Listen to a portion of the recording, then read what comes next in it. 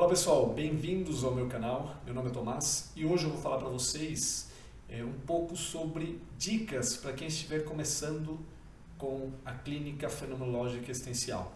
Então, questões que são importantes ter muito claras, questões que são fundamentais para todo aquele que quer se iniciar nesse caminho do modelo da psicologia fenomenológica existencial ligada à clínica. Então, começando por onde? O existencialismo ele surge de uma vertente filosófica que vem já desde o século XVIII, logo no século XIX ele ganha mais força, e no século XX, com Heidegger, é que ele toma um corpo mais firme que durante o pós-guerra, pós-segunda guerra mundial, ele vai ser direcionado também para a clínica psicológica, para uma clínica terapêutica. Primeiramente, o Medarbos, que foi um psiquiatra, ele vai buscar o conhecimento do existencialismo de Heidegger para trazer para uma clínica terapêutica. Medarbos ele foi um psiquiatra suíço que vai buscar Heidegger, que estava já aposentado no interior da Alemanha, e a partir daí ele vai ter alguns seminários nos quais ele vai buscar, se encontra com vários psiquiatras que vão ao encontro de Heidegger. Tem um livro bem interessante que ele fala bem sobre esses encontros, que é esse daqui. Os Seminários de Solikon. Aqui tem muita coisa falando sobre isso, mas eu não vou colocar para vocês um ponto a ponto desse livro. Para quem quiser é só ir buscar, ler e fazer essa leitura própria. O que eu vou trazer para vocês é um pouco da minha compreensão, estudando Heidegger, estudando vários outros autores, entre eles Sartre, entre eles também outros filósofos ligados ao existencialismo, e como isso tem uma implicação para a clínica terapêutica, a clínica psicológica dita existencialista. Então, primeira coisa, compreender o que é o Dasein, que é esse conceito de ser aí, que é um conceito de ser humano a partir do existencialismo. Então, Dasein basicamente é a pessoa, o ser. Cada pessoa tem uma forma de estar no mundo, de se relacionar com o mundo, que vem daquilo que ela aprendeu na sua história de vida. E não só o que ela aprendeu, mas também aquilo que ela é influenciada pelo meio histórico, familiar, sociocultural que ela vive. Então, quando você está falando com alguém, a pessoa está carregando essa maneira de ser das influências da onde ela já passou e da sua história de vida. Por que isso é importante? Isso é importante para compreender que a pessoa ela já traz muito conhecimento que ela carrega, e a partir daí ela vai fazer escolhas em função desse conhecimento que ela tem, que faz com que ela faça determinado tipo de escolha na relação com o mundo e com os outros. Então, seguindo, reconhecer que a pessoa, esse Dasein, esse ser aí, que está sempre no movimento de relação com o mundo, de escolhas.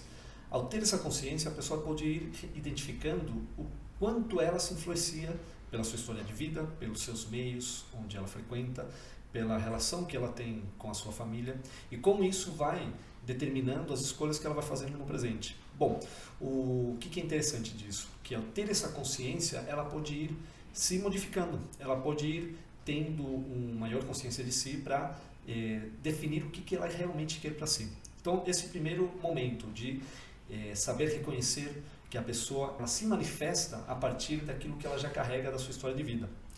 Bom, segundo ponto, reconhecer que o Dasein é finito, reconhecer que o ser humano ele é um ser muito delicado, que tem uma finitude, que a única certeza que a gente tem em vida é a morte.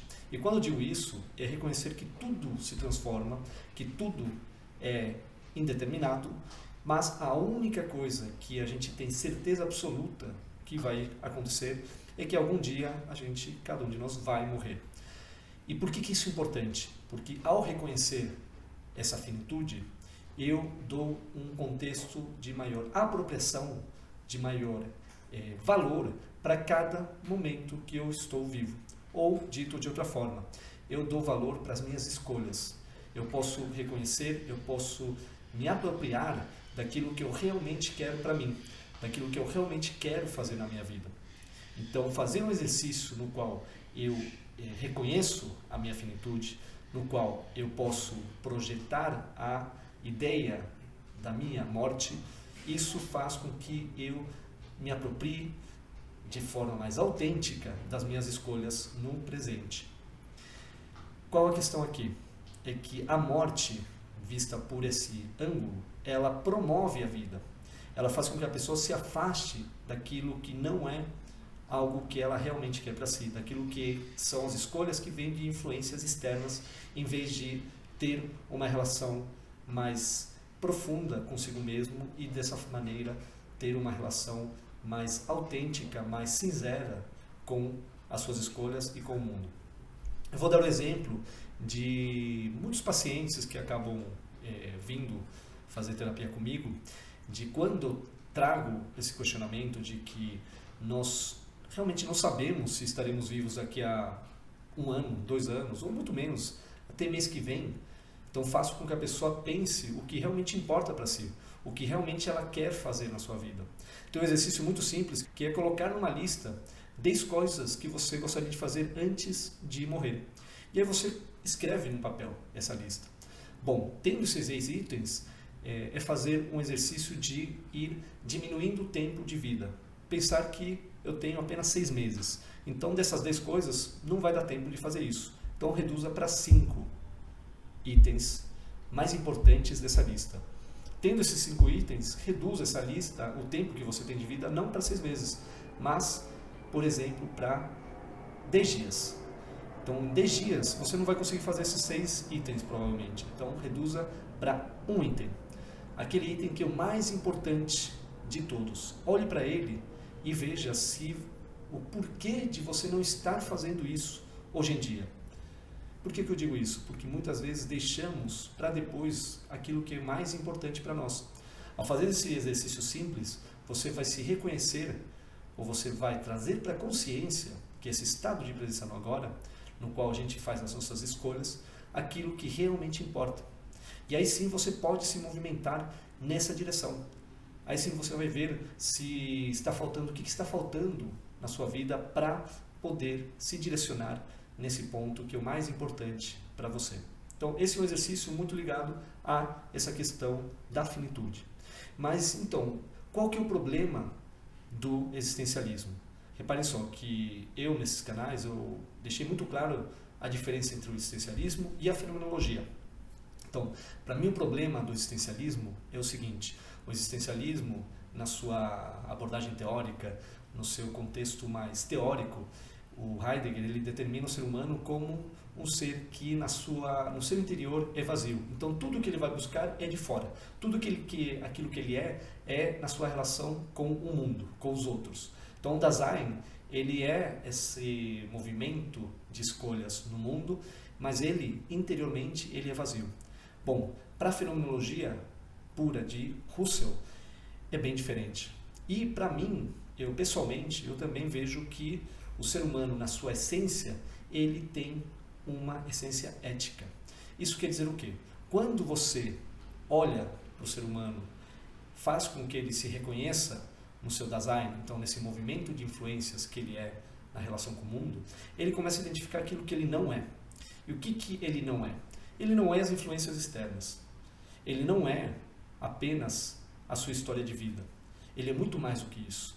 Ele não é apenas a influência que ele teve dos seus pais, do seu entorno sociocultural, do seu meio. A pessoa tem algo que é única dela, mas que esse lugar singular ou individual que a pessoa tem uma essência que a transcende, tem uma essência que está além dela mesma, que é essa essência ética que ela carrega. E a partir do reconhecimento dessa essência ética, ela vai poder saber o que ela quer na sua vida, qual que é o caminho que ela quer seguir nessa ação no mundo de responsabilidade consigo e com os outros.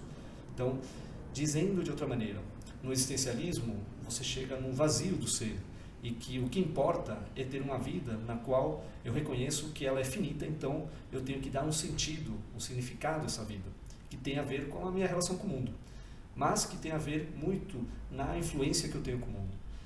Já na fenomenologia, reconhecendo que o ser humano é mais do que essa influência do entorno e do seu meio, Ele reconhece a sua essência ética. A partir daí, ele pode fazer escolhas em função dessa ética que está nele. E isso surge num trabalho simples de consciência de si mesmo. A partir daí, a pessoa ela vai poder reconhecer o seu potencial para poder fazer transformações a partir das suas escolhas, a partir da sua atitude com a vida, sobre aquilo que ela quiser fazer para si nessa relação com o mundo.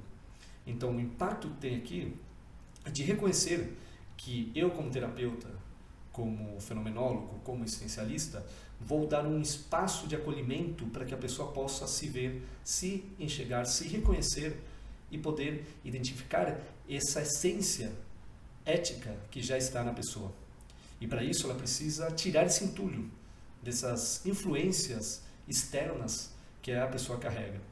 Influências que muitas vezes estão carregadas de medos, estão carregadas de deveres, estão carregadas de funcionalidades que a pessoa acredita que tem que ser de uma determinada forma a vida.